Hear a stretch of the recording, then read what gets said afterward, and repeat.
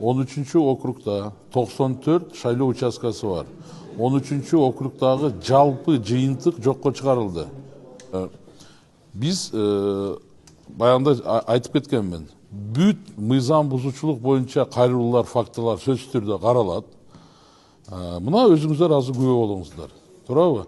Социалдык тармактарда, кайрылууларда, айрыкча мына 13 округ боюнча өтө нааразычылык көп болчу. Туурабы? Мына азыр эми ынандыңыздар да. Борборлук шайлоо комиссиясы тарабынан каралып атат. Объективдүү, мындай ачык айкын. Мына азыр биз отурумда ошол 13 шайлоо округундагы жыйынтыкты толугу менен жокко чыгардык. Жаңы шайлоо болот.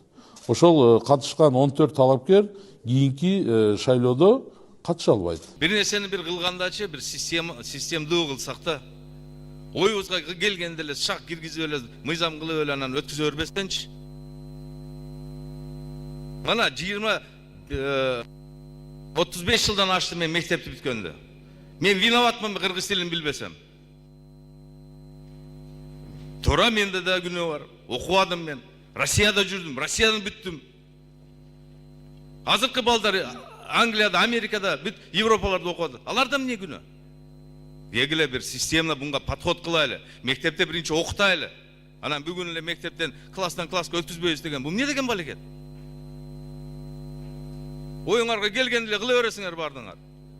Тимеле патриот болуп эле бар. Патриотизм башка нерседе. Эл үчүн, журт үчүн, мамлекет үчүн иштегенде патриотизм. Ана сүйлөп койсо эле патриотизм боло бербейт. Лже патриот боло бербегилечи бардыңар. Кыргыз тили боюнча эч ким наразычылыгы жок. Бирок структурно келгиле bunga системно подходить этели. Азыр мына 90 депутат калды эми асылбаганар. Ушуларга да эми көрө албай атасыңарбы? Дагы бир издеп атасыңар да, ушуларды кыргыз тили менен өткүзбөй коелу депчи.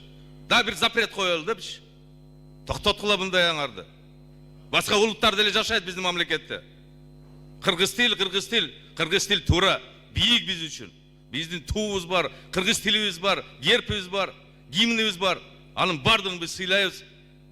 Бирок кичине системаны подходить этели да бардыгына. Институттарда 80% бүгүн орус тилде барды окуп атат. Не жалган ушунун бардыгы? Не ошол жерден баштабайсыңар бардыгын? Медиуста бүгүнкү күндө зоргодон зорго өтүп атат кыргыз тилге.